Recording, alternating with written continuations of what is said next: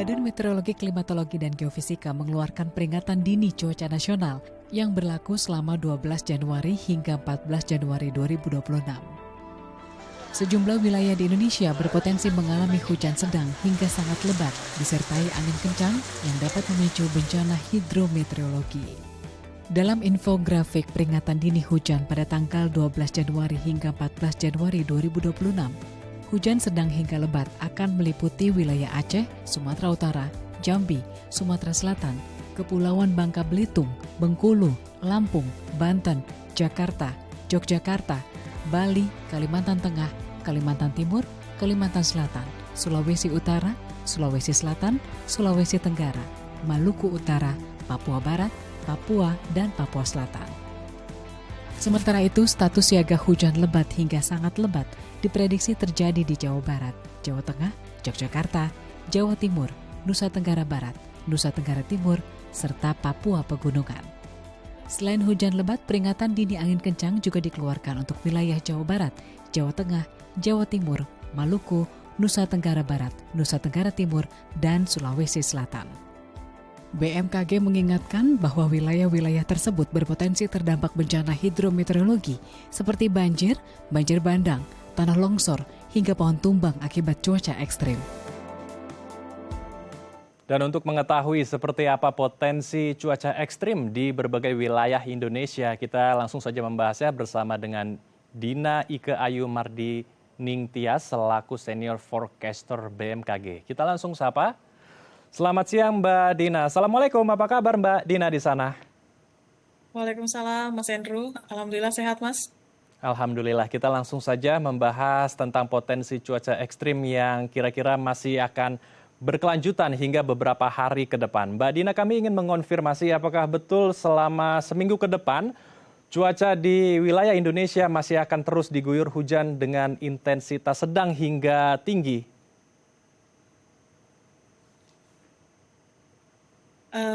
Baik Mas, untuk perakiraan hingga tanggal 19 Januari 2026,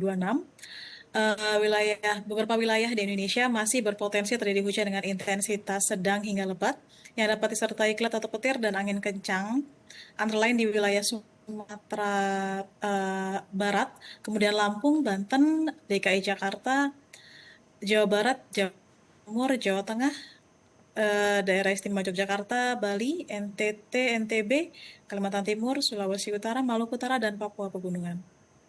Oke. Jadi betul ya, dalam seminggu ke depan cuaca masih akan hujan begitu ya, seperti yang terjadi pada Betul. Senin kemarin. Ini apakah fenomena normal atau ada perubahan cuaca atau ada climate change? Karena kita lihat dari hari Senin kemarin, kita berkaca ini hujannya sangat lebat sekali dari subuh hingga siang hari, Mbak Dina.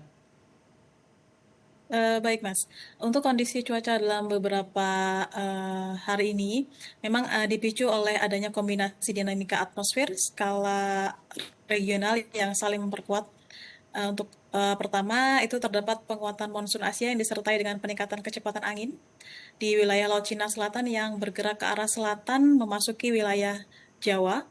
Pola aliran angin ini membentuk pembentukan serta penguatan daerah konvergensi, khususnya seperti wilayah di Jawa, Bali, hingga NTB, termasuk fenomena kemarin Mas ya, karena memang adanya konvergensi tepat di wilayah Jakarta. Dan hal ini berperan penting dalam memicu pertumbuhan awan hujan secara intensif. Selain itu, adanya daerah tekanan rendah di wilayah timur Australia turut memodifikasi pola sirkulasi angin regional tersebut. Sistem ini menyebabkan aliran angin di Indonesia bagian selatan menjadi lebih dominan ke arah timur, sehingga semakin memperkuat konvergensi dan pelambatan massa udara di wilayah selatan Indonesia. Jadi artinya ini fenomena yang normal yang biasanya kita hadapi ya Betul, setiap awal atau betul. akhir tahun ya, Mbak Dina? Iya, betul Mas Andrew. Lalu agar kita bisa lebih aware lagi, sebetulnya apa saja indikator-indikator jika terjadi cuaca ekstrim seperti Senin kemarin, Mbak Dina? Jika indikatornya ya mungkin masyarakat kami himbau saja Mas ya untuk tetap mengupdate informasi dari laman-laman resmi BMKG. Hmm, Selain itu jika dari visualnya ketika masyarakat sudah melihat gumpalan awan yang hitam pekat Mas ya, yang cukup besar, mungkin itu bisa mengindikasikan potensi kejadian yang cukup ekstrim seperti hujan disertai kilat atau petir.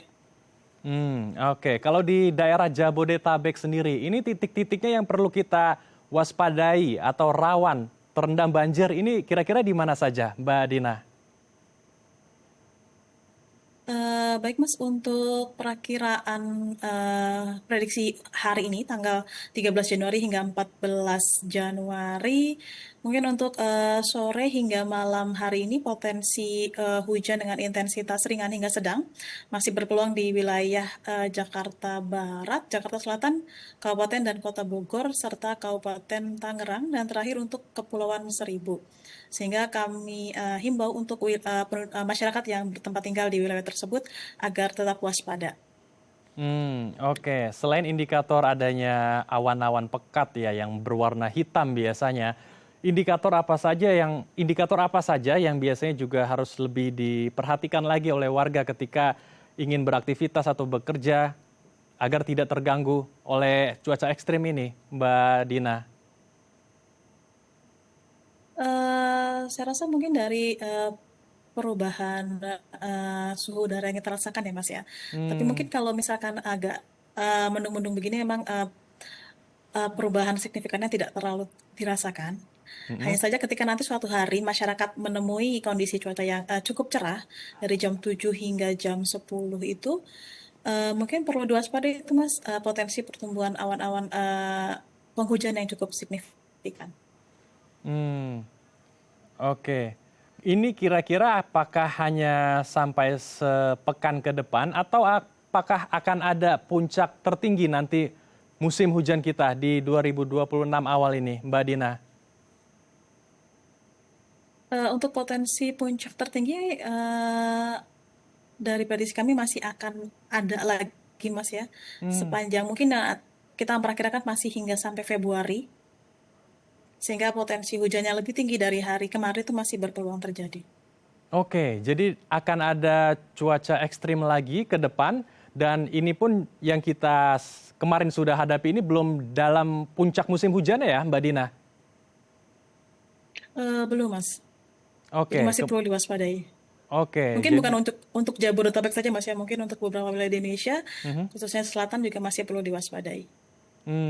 Apa saja kira-kira kalau dari imbauan dari BMKG agar kita bisa meminimalisir terjadinya bencana hidrometeorologi, apa saja yang perlu kita perhatikan, Mbak Dina? Baik Mas, mungkin dari kami BMKG menghimbau masyarakat untuk tetap update informasi maupun perakiraan dini yang dikeluarkan BMKG melalui laman-laman resmi BMKG. Kemudian masyarakat juga diharapkan lebih berhati-hati dalam merencanakan aktivitas, baik di perjalanan darat, laut, ataupun udara, serta kegiatan di luar ruangan seperti ibadah atau mungkin berwisata serta perayaan lainnya. Baik, kita harap. BMKG Mhm. juga menyediakan layanan informasi khusus jalur perjalanan Mas melalui digital weather for traffic yang telah mengintegrasi di seluruh wilayah Indonesia.